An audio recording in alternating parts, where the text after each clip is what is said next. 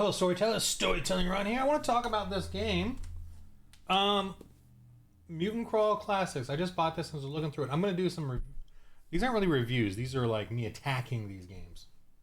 The reason I'm attacking these games is because I'm promoting my games. And I'm trying to get you Christians to realize that we can play games like this, just like this, but have our faith in it. And I believe Goodman Games doesn't like Christians. I believe they don't like you. They push the LGBTQ agenda, the woke agenda. I believe they want pronouns or whatever, and blah blah blah. I bought this because I am addicted to RPGs, just like you. I love crazy apocalyptic storylines, blah blah blah, Star Wars, Gamma World, Dungeons and Dragons. Guys, I love that stuff, and I've got an answer for you and me, and how we can play these games. And I hope my mic is getting me. But we are Christian. Now, I get a lot of flack from Christians who think that we should not have our faith in the game. Like we should. It's.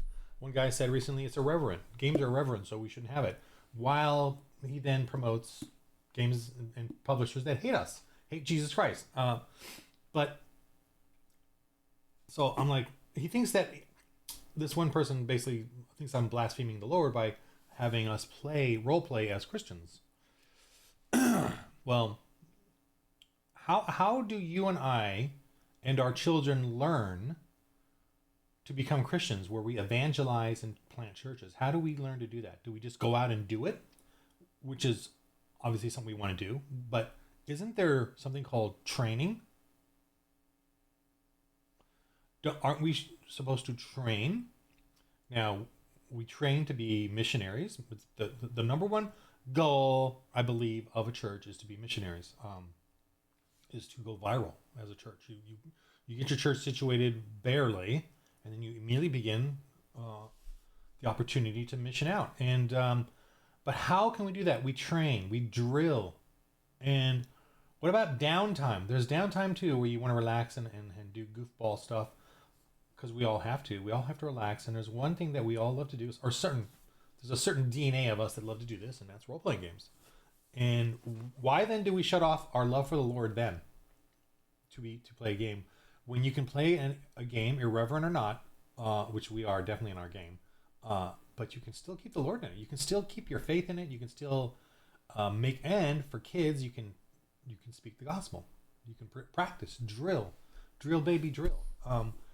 And these games make you pagan. They teach you the psyche of paganism, and and this is an annoying thing about Christians, like, it's fantasy. True fantasy is Christianity versus paganism. That's what it is. That's where it comes from. We changed. Paganism used to be, back in the Dark Ages and all that, very real to everyone, right? So it wasn't fantasy. It was very real to them. We Christians made it into fun, silly stories. The Brothers Grimm found all these stories. Remember, these stories were religious teachings to the pagans. They were warnings to the children, teaching them and scaring them and giving them these tales of morality. We Christians turned that and the Greek mythology into fun stories, adventure, Ray Harryhausen movies. And I remember when I was a kid, we learned about Greek mythology. This is when we were like, everyone was pervasively Christian, and we enjoyed Greek mythology. We enjoyed learning about all this stuff, and we family friendlied it. It became family friendly, and then they made the Ray Harryhausen movies back then, the Sinbads and the other ones that he did. I forget what the names are, but there's a bunch of them. Hercules and all those, the Clash of the Titans, all this stuff. And we enjoyed it because it became to us fantasy. It was harmless. Well, today, pagans are using that fantasy to put a wedge between us and our faith, and especially our kids. And we are what? Why are our kids all crazy? One aspect is that they're playing games where they're learning to be pagans. They're not learning to be Christians. They're not learning to be evangelists. They're not learning church plant. They go to church on Sundays. That's it for a couple hours. Hang out. Blah blah blah. Then they go play this. So I want to show you. I realized as I was looking through this, because I want to dog it basically. Now, I love the work. I love but I got to dog it. I got to dog it because I'm a Christian, and we are against the world. The world is against us, and they want us to get rid of our faith. And they don't want Jesus Christ in here. They want everything else in here but Jesus Christ. Now, I enjoy reading through this, but at the same time, I don't care. This is my game. And I'm going to show you, it's a lot thinner, but trust me, you'll see why. This is like fluff, filler pages. And I'm dogging it. I'm going to dog it. They can attack me, but they don't want to. They're going to ignore me. That's the best thing they can do, ignore me. I'm also going to go up against some other ones that I respect and love. Not love, but, respect and... But I'm just going to dog them anyway because they can't support me. Ergo, I can't support them. They can't support me because of Jesus Christ. The RPG community cannot support me in any way. I am a threat to the RPG community. I am offensive to the RPG community, and I don't care. I love Jesus Christ, and I am role playing. I am freaking having great fun Thursdays. I'm actually trying to start a West Marches one, which has been really hard to do.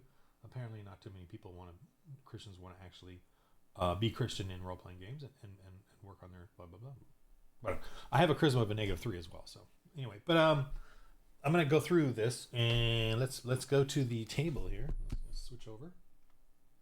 And what I want to do is I just want to go through, I wish I could make cool covers and stuff like this, and, but... free PDF. Oh, I got my free PDF. Which I don't really care. So let me. So what I realized, they got a little homage to the Gamma World dude, and I have the Gamma World book. I love the Gamma World book. That was awesome. I mean, as a kid, I'm like, gosh, I even have it here. Let me see. It's here somewhere. It's the drive-through reprint, but I lost my original. But man, I remember going through that thing and loving it. Anyway. Even though I never get anyone to play it. We just played Dungeons & Dragons. Okay.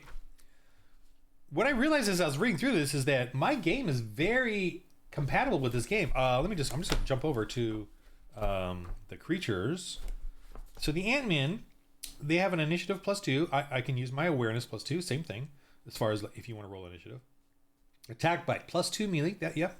1d6 damage. Yep, that matches mine. Creatures, just regular like warrior Ant-Man +2. Sure. +2 missile fire, sure. D10, ooh, that's pretty. But I can do that too. Arm class 14, that's fine. But in my game, I would probably. They don't have armor saves. So they have armor class of 14, which is probably their shell. I might give the +2 over to that, so make that a 16 because mine is defense. And then I also have armor save, but they have hit die 1d10, so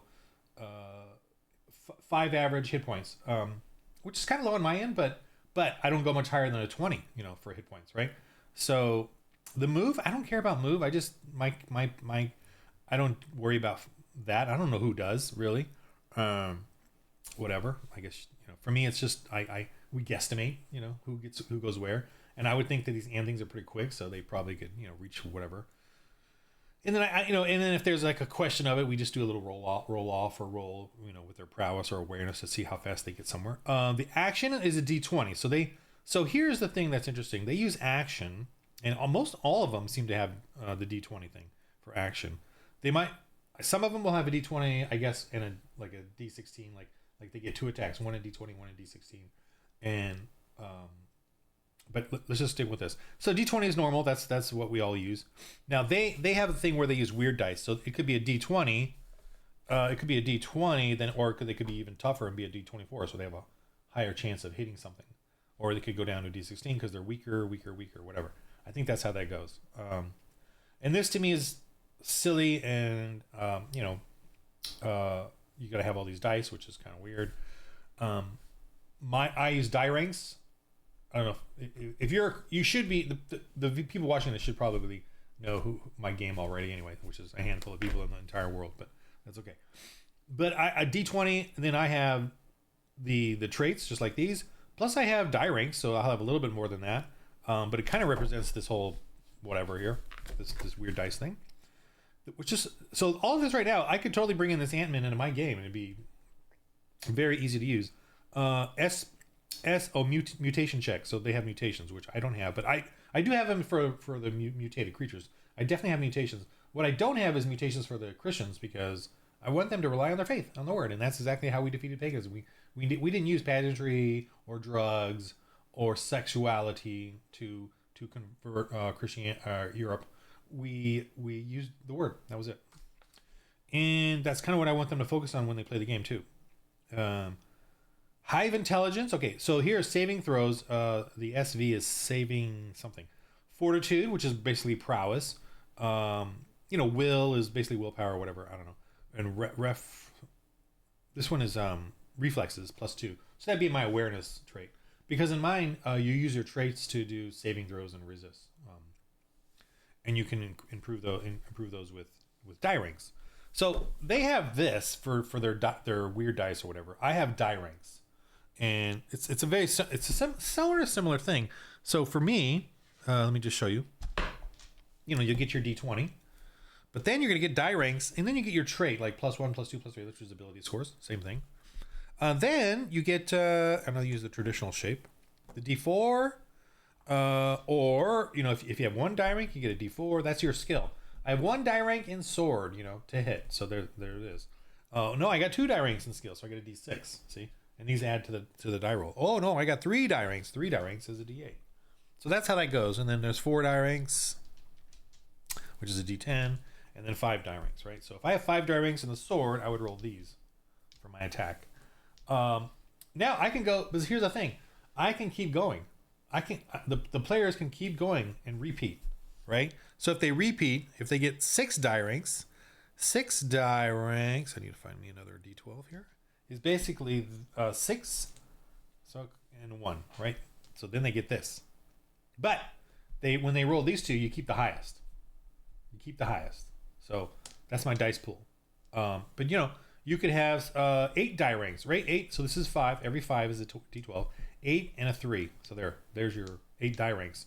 And that's the fun thing about my game, is that you can continually add in die ranks from different things, from your skill, from the sword, from blessings, from high ground, flank. These can sort of start adding up, and it doesn't kill the game. I can still fail with this roll. This is keep highest, but I can still roll 2 low rolls, and I can roll a low roll here too. And I even did like an AI thing, and I think someone even gave this to me a while back. One of the people in my Discord, but I didn't think about it at the time.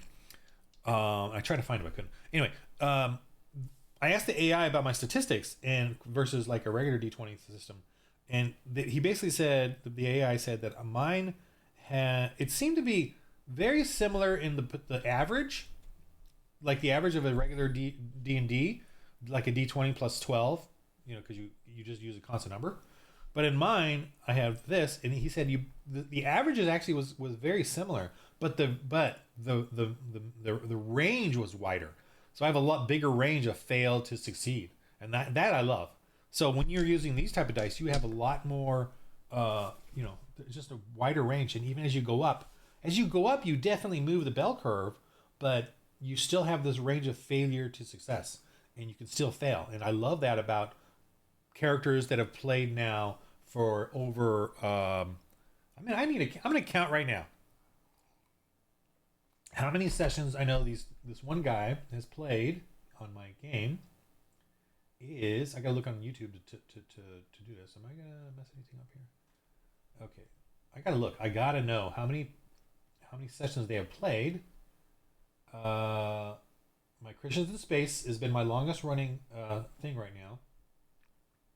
Let's see. On season 2 are 39 episodes. And that's 3 hours, each week. 24 in the first season. So that is. Can you guys do the math for me? I'm just gonna use a calculator because my brain is fried. 23. Too much cheap wine and good wine. 63 episodes. That's over a year. And then they started on season 3. Now some of those they did do some one shots, like little special things or whatever. So I probably should subtract a few from there. But let me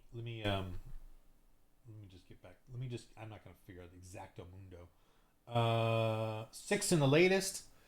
So I'm gonna minus 6, so 69. So I'm gonna say 60 because there's some other. So 60 episodes they've been playing. Now, if you brought in a first level character in my game, like if someone who just started off, they would fit in fine. They could, it'd be a little scarier for them, obviously, because they're not veterans. But they would not be blown away, like the creatures and things that I put up against them are still not like powers. I still don't have super powerful. I don't need demons or anything, or demigods or anything for them to play. Okay, I'm getting off the rails. The rail here. So let's go back to this.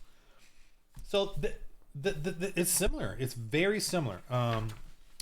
What I find kind of goofy here now, and I guess this is what games need to have such thick books, which I find kind of eye rolling. I'm a 45-year veteran gamer. Just nobody uses this much stuff, and it's I've been playing this for 45 years. I'm not gonna, and I got 60 sessions with this game. Not gonna use as much stuff. I know there's like all these different options. Like so basically when you make a character, you got to roll through, you got to do all this stuff. Pick all these different little characteristics of your character. And I don't have here's one thing I don't have: level advancement, level 10. Then what do? Well, I guess you're done there. I don't have that in my game. You just keep on, because I guess I love life. As a Christian, I know I didn't. I mean, I guess I try to figure out a way. Like, I don't like the constant number of getting, when you get a bonus, it's a constant number. I know it makes it easier. It's easier to sell the game. It's kind of like the dark side and the light side. It's easier to sell a constant, just a basic number for bonuses.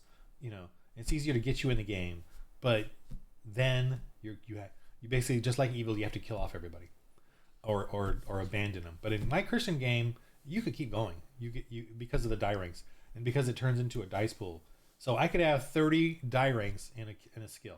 Kind of absurd and unwieldy. And I think after like 10 or 12 ranks in a skill or something, I think the characters start to pick out other skills, because in my game, I keep talking about my game.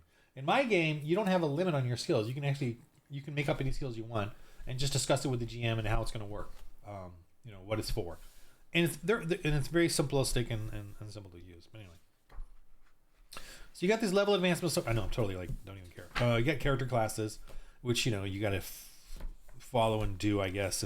And hit points is here D12 each level. So when this gets to 10th level, which is the high level, you're gonna have 6. Let's say average of 6 plus, let's say 8 or 9, because everyone always gets high. So 90 hit points. So in my game, after 60 episodes, the toughest guy has about 25 hit points. And he relies on his armor save, he relies on the help of others, he relies on his blessings and heal, and we also have grievous wounds, so he's got to rely on all kinds of stuff. But here, I don't know. Oh, the shaman's got to worship. So if you want to be a spellcaster or someone like that, you got to worship an AI in this game, and they have a whole huge section on AIs. So all these gods you got to worship, which is like back here. Oh boy, you got to worship a god. What do you know? Can we have Jesus in there? No Jesus. I am gonna steal as many cool things out of here. I definitely have AI as being yeah. And by the way, this right here makes perfect pagans if you want to create some paganisms for your game. I mean, you can easily translate this into the pagan cults, including AI. I have AI in my games that are crazy. You can have crazy AIs in the game that create a whole society, a cult society that Christians got to go into and encounter, and mutations too. I'm totally fine with this. Totally fine with actually you could just use this book as the pagan creator if you want. If you want to create a tribe of pagans that they encounter.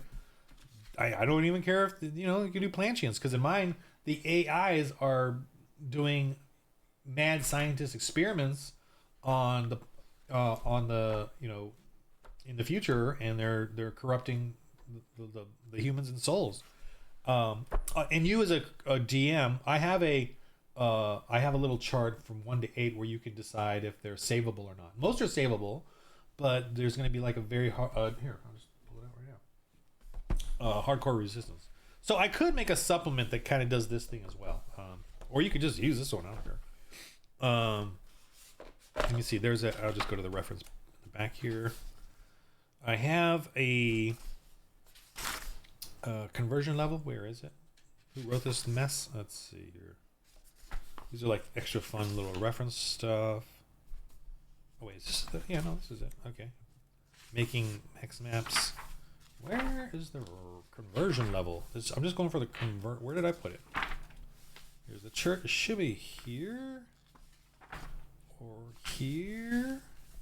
Vehicles. Oh, I forgot to add something there. Oh, okay. I better make a note because I haven't finalized. Make a note on that. I can make a note on that. All right, blood zones. Now I got a piece of paper here somewhere.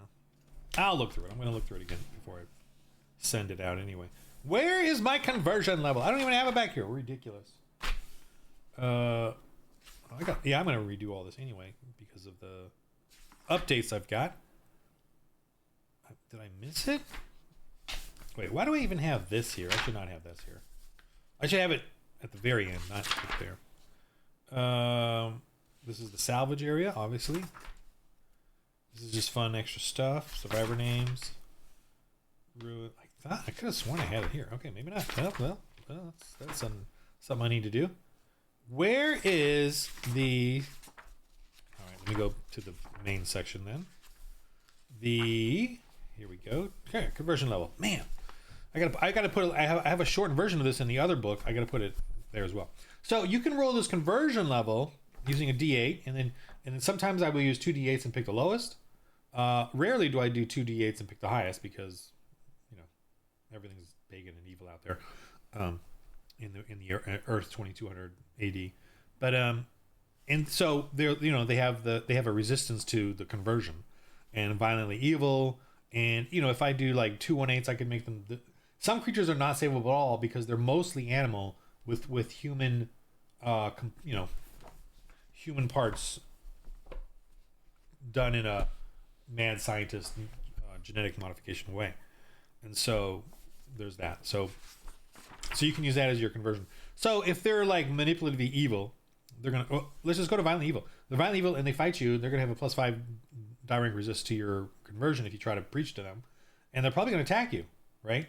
And so if you beat them and submit them so they become 0 vitality, down to 0, that you can try to preach them, heal them, feed them. They're still gonna have a 5 die rank resist, I would say. I mean, you could decide that. You decide basically on that, are they wasp men or are they gladiators who really do need to be healed and converted? But whatever it is, you can decide that, or you can just keep it like this. And if they resist once at this level, they'll never be savable, right? But you can decide that they're not savable because they're wasp men, more wasps, and the men is only the shape of the physique of them, not the actual soul, brain, whatever. Like the core of their psyche didn't start from a human. The core of their psyche started from a wasp, kind of thing. So you can just decide in the thing, or you could roll here and decide whatever. But yeah, you could actually create a tribe using all this silliness if you wanted to. And look at this whole thing here, man. I don't know. I guess people love to look through all this and pick out things or get things, and then in combat they have crit tables. Which, I used to do Rollmaster, so in Rollmaster, here they are. We used to love going through the crit tables as well, so that's kind of, I guess, fun. But I don't have to do that anymore in my game. In my game, everything is through these die ranks, and I just add, subtract, and then here's your crit and your. And in the end, all of them are about penalties. So they get major penalties when they get a crit or grievous wound in my game. I do have a fumble chart, but it's only 1 through 6. Very simple. I mean, I could make it longer or bigger, which is fine. But, my critique on this is that there's no Christianity. They've got everything here. I think it's Earth-based in the far future, but no Christianity. Every paganism, worshipping gods, is in here. Weirdo stuff is in here. Patron AI stuff. Patron AI, so you gotta worship an AI as a god. All kinds of mutated creatures, but no, the Bible somehow didn't survive. The Bible survived the Roman Empire, the Nazis, the Islamic caliphate stuff or whatever. But definitely cannot survive nuclear war or whatever this is. All these weapons are, you know, they kind of, I look at them and I go, oh yeah, this is very similar. The laser rifle does a lot of damage. It does 66. So 6 times 3 is 18. That's the average, I guess, of what damage it does. That's a lot of damage in my game if it does 18. So laser rifles are pretty deadly. But I have armor save as well. There's no armor piercing in here, so it would just be a basic 66 as far as I can tell. So my armor save, and I consider laser rifle to be pretty advanced weapon anyway, right? Pretty high level. 66 is pretty high. So, but it's sort of works with my game. I mean, as far as that goes, you know, as far as the OSR compatibility, so, which I'm pleasantly surprised at that. Could I use this again? I think the one thing I could use this for is especially like a new GM, if you wanted to get more silliness in here. I have an entire system in here for creating the hex crawl, the tribes, and all that in here. I have I'll tell you this right now. I have a way better vehicle system than they do. I don't even know if they have one. Vehicle combat, because the vehicle combat actually works with the players directly. Like, you will have the players on the vehicles fighting while the vehicles are fighting, and both are dangerous and effective, and you can get hurt and killed while sitting in one of these. So I have a ton of that, and the blowing up and destruction of the vehicles is fun and hilarious. And it's all based on parts too. You roll parts. You can take out the wheels, the engine, armor. There's armor saves, but it feels like things you see in movies where things just get shot up and blown up really quickly, even vehicles. So this is to toot my own horn again and again, Christian game. So you also have this thing where you make hex maps, and you explore the world. So I don't have to. Here, let me show you. I think this is right here. So you start off in a home hex where you're in a bunker, and then you basically explore the world, and the GM randomly rolls these out. And there's a different, let me see, it's this one. It's this right here. You roll out your D6 here for the type of terrain. Then in each one of those, you roll out sort of a scenario or thing, and then you get a little more details about the stat, and you get your aggression table, the type of economic level tribe that might be there. You can do an extra encounter roll if you want for 1 in 6 chance of something extra interesting happening. If there's a beast or whatever, you can roll out that kind of thing and roll out the kind of attacks it might have, the kind of creature. And then I just have some examples of creatures that you could use. And these are all tokens, by the way, that you can get like as my PDF printables or as digital. And some of these I've made up before I created the hex map, and then some of these I rolled out and did. Most of them I rolled out, based off the map kind of a thing. So this is like a forest with a rat, and then they worship the rats and sacrifice, and there's another mutation there of creatures. But you can also add your own extra creatures in there just for the fun of it. This is a wasteland with giant termites underneath this cave system, and they've got some sort of ruins in there with potential salvage. And there's also there's a marauder base where you can attack them. In this game, all of this stuff is, I would say, lower level in the sense of I didn't create there is an end game empire building guide to make sort of an empire where you deal with that, and they have some sort of secret weapon that makes them that powerful. And and then there's some sort of oppressors you can pick, and some creatures, beasts. I definitely could build out on all this, like as a supplement.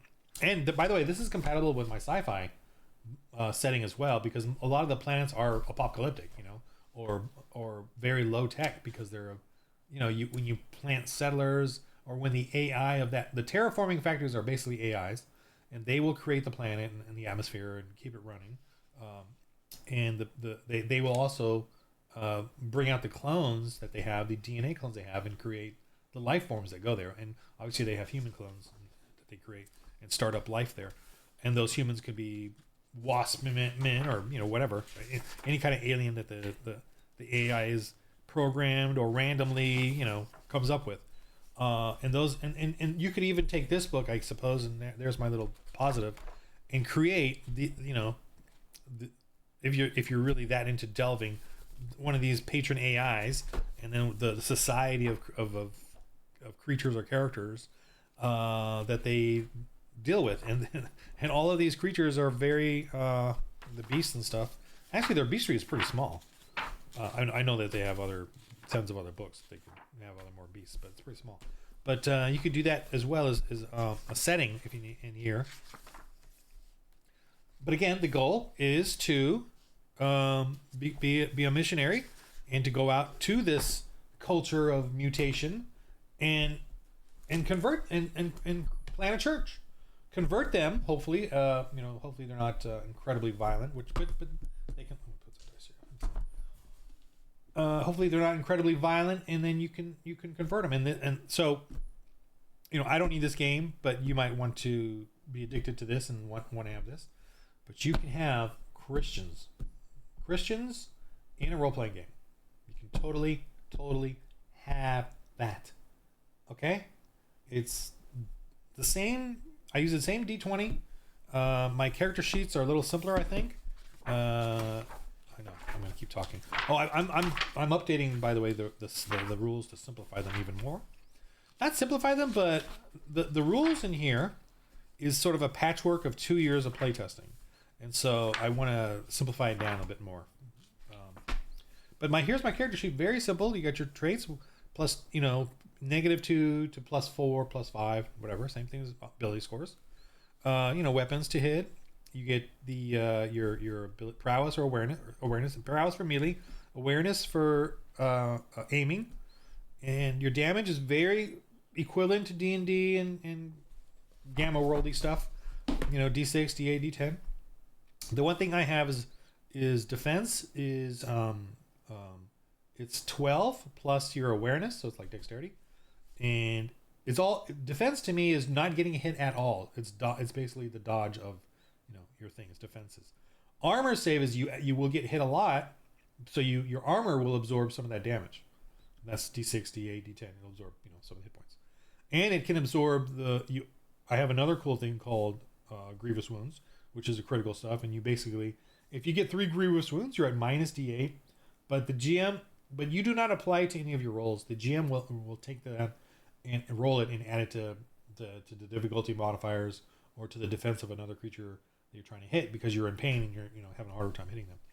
Vitality, just hit points. You can carry 2 heavy, 3 medium, 4 light, and additional gear, small stuff, and blessings and skills. Blessings is bless, heal, protection, those type of things, and it's all word based. There's no whatever, and those are based off of, if I want to give somebody one blessing, they get one die rank or like a D4, but 1 die rank to add to their to hit or whatever. If I want to give them 4 blessings, they get 4 die ranks, right? So it's very simple if you understand the die ranks. I want to heal them 4 die ranks. That's a D10. So roll a D10 and heal them that many during the combat. There's other blessings. Skills are I have a list suggestions of skills here somewhere. Did I put it in here? I know it's in the space one. But you can come up with any skills you want. Here. Yeah. These are just suggested skills, but you can come up with whatever skills you want. You think you could use, and use die ranks for them, and yeah. So there's 2 pages of combat. I've actually spread it out a little more. Game mechanics. That's the rules. I'm just trying to re-explain the die ranks here.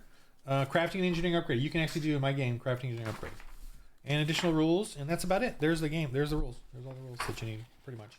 Now, obviously, I got vehicle combat rules here, and because it's cool. And here's glory points for going up skills, the blessings.